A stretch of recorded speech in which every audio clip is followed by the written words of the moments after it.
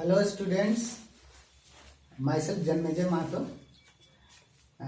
Today we will discuss a topic equivalence of mass and energy. तो इस topic में हम लोग क्लास 11 से रिलेटेड जो भी है उसको हम लोग कवर करेंगे। तो सबसे पहले हम लोग जानते हैं कि मास और एनर्जी में रिलेशन क्या है। तो आइंस्टाइन सबसे पहले ये बताए कि मास और एनर्जी जो है ये इंटरकन्वर्टेबल है, यानी कि एनर्जी को हम लोग मास के रूप में कन्वर्ट कर सकते हैं और एट द सेम टाइम क्या होगा, मास जो है वो क्या होगा, एनर्जी के रूप में कन्वर्ट हो सकता है। तो वो एक फेमस रिलेशन दिए जिसको आप लोग जानते भी होंगे, E is equal to mc²।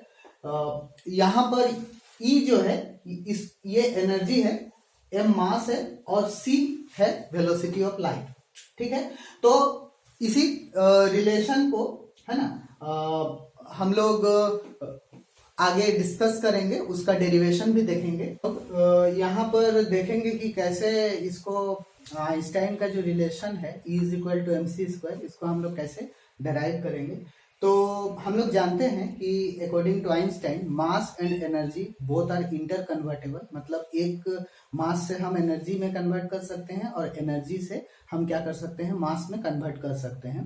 तो हम लोग m is equal to m0 1/v² c² का रूट लेते हैं। तो ये जो है, अगर कोई पार्टिकल या कोई बॉडी जो है लाइट की स्पीड से अगर ट्रेवल कर रहा है तो उसका मास में कुछ चेंजेज आ जाता है, तो उसको मास में क्या चेंजेज आया वो m is equal to m0/1 - v²/c² का अंडर रूट होता है।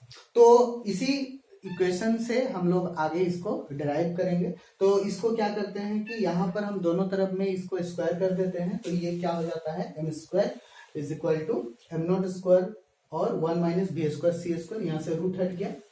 अब इसको क्रॉस मल्टीप्लीकेशन कर देंगे। इसको सबसे पहले यहाँ c² यहाँ मल्टीप्लाई हो गया v² और यहाँ यानी कि ये हम लोग का हो जाएगा c² - v²/c²। और ये वाला c² जो है ये ऊपर में मल्टीप्लाई हो जाएगा। इसको हम लोग यहाँ इस तरह से लिखे m0² c²/c² - v²। अब इसको फिर क्रॉस मल्टीप्लीकेशन किए तो हमको m² c² - m² v² is equal to m0² c² मिला। इसको हम क्या किए, इक्वेशन नंबर 1 किए। अब इसको क्या करेंगे, हम लोग डिफ्रेंशिएट करेंगे और डिफ्रेंशिएट करेंगे जहां पर हम लोग m0 और c को क्या करेंगे, कांस्टेंट मानेंगे। तो हमको क्या मिलेगा, ये वाला क्या हो जाएगा 2m dm c² माइनस ये हो जाएगा 2m dm और v² और उसके बाद m² 2v dv is equal to 0। और इधर साइड वाला क्योंकि ये कांस्टेंट है तो वो 0 हो जाएगा। इसके बाद सेकंड स्टेप में क्या करेंगे, यहां से हम लोग क्या करेंगे, 2m को है हम कॉमन निकाल लेंगे। तो यहाँ पर जब कॉमन निकाल लेंगे तो ये क्या बचेगा, c² dm minus v² dm minus mv dv is equal to 0। अब यहाँ पर ये कंडीशन, क्योंकि मास जो है 0 नहीं हो सकता है, इसीलिए ये हम इसको लिखे हैं 2m नॉट इक्वल टू 0। तो ये अगर 0 नहीं है इसका मतलब ये वाला पार्ट क्या होगा, 0 होगा। तो इसीलिए c² dm minus v² dm minus mv dv is equal to 0 हो जाएगा।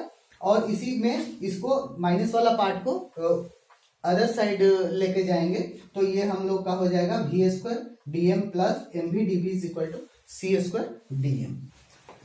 तो इसके बाद हम लोग क्या करेंगे, देखेंगे कि मान लेते हैं कि कोई एक फोर्स है, ठीक है, वो कोई बॉडी में लग रहा है और वो बॉडी कुछ डिस्प्लेस हो जाता है। तो मान लेते हैं वो कितना डिस्टेंस से डिस्प्लेस हुआ, मान लेते हैं वो dx डिस्टेंस क्या हुआ, ये डिस्प्लेस हो गया।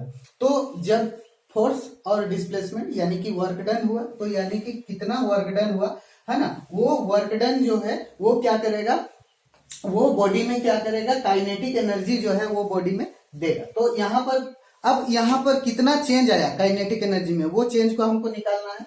तो चेंज निकालने के लिए हम लोग क्या करेंगे, d is equal to f dx। तो यहाँ पर हम लोग वर्क एनर्जी थ्योरम का यूज करेंगे, ठीक है। तो इसको इक्वेशन 3 मान लिए। इसके बाद हम लोग जानते हैं कि f जो है वो d/dt एम भी यहाँ पर क्या है, ये मोमेंटम है। हम लोग ये जानते हैं P इज इक्वल टू होता है एम बी, और rate of change of momentum with respect to अगर टाइम हम बात करें तो वो फोर्स के बराबर होता है। ठीक है, तो यहाँ पर हम लोग का ये जो है ये m इंटू वी हो गया। अब इसको हम लोग डिफ्रेंशिएट करेंगे तो क्या हो जाएगा, m dv by D T plus v dm by D T. अब ये हमको फोर्स का हमको यहाँ से रिलेशन मिल गया, इसको इक्वेशन 4 किए। अब ये वाला वैल्यू को हम लोग क्या करेंगे, पुट करेंगे इक्वेशन 3 में। ठीक है, तो यही चीज लिखे हैं, putting the value of equation 4 in equation 3। तो अब यहाँ पर हम लोग का डी बराबर कितना आ गया, m dv by D T plus v dm by D T और इंटू dx, जो ये वाला dx पार्ट है वो यहाँ आ गया। अब इसके बाद इसको फिर आगे सोल्व करेंगे तो यहाँ पर ये क्या हो जाएगा, dE बराबर इसको मल्टीप्लाई कर दिए तो m dv dt into dx plus v dm dt dx हो गया। तो यहाँ पर अब ये dx को जो है यहाँ कर देते हैं, dv को इधर ले जाते हैं, यहाँ भी dx को यहाँ ले आते हैं, dm को इधर कर देते हैं।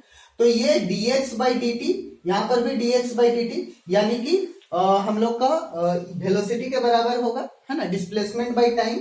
तो ये हम लोग का v हो गया और यहाँ पर ये भी v हो जाएगा। तो v और v क्या हो जाएगा, ये वाला हम लोग का v स्क्वायर हो जाएगा। तो हम लोग का यानी कि dE यानी कि चेंज इन एनर्जी हमको कितना मिला, m v dv plus v square dE। तो अब ये जो हम लोग का इक्वेशन नंबर 3 था उसको यूज करेंगे तो हमको ये dE बराबर हम लोग का इसके बराबर ये था, तो यानी कि हम लोग का जो dE बराबर है ये हम लोग का क्या हो जाएगा, सी स्क्वायर dm हो जाएगा इक्वेशन नंबर 5 के। अब इसी को हम लोग क्या करेंगे, इंटीग्रेट करेंगे और यहाँ पर हम लोग लिमिट क्या लेंगे, 0 से e लेंगे और यहाँ पर m नोट से रेस्ट मास से लेके m तक, है ना, क्या चेंजेस आ रहा है इसको हम लोग लिमिट में रखें। तो अब इसको इंटीग्रेट करेंगे तो क्या हो जाएगा, e हो जाएगा, लिमिट बैठाएंगे तो e माइनस 0 और यहाँ पर भी ये सी स्क्वायर कॉन्स्टेंट है, बाहर निकाल दिए तो सी स्क्वायर हो गया।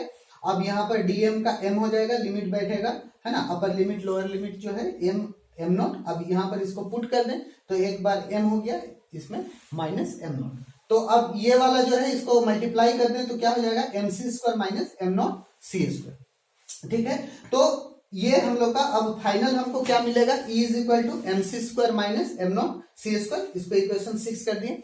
अब ये वाला जो पार्ट है ये हम लोग का ये क्या है, रेस्ट मास एनर्जी है।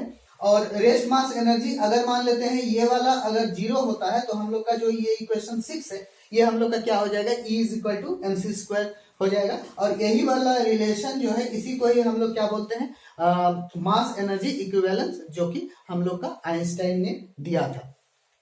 ठीक है, आई होप आपको ये डेरिवेशन पसंद आया होगा। अगर आपको डेरिवेशन पसंद आया हो तो प्लीज वीडियो को लाइक करें और हमारे चैनल को सब्सक्राइब करें। Thank you.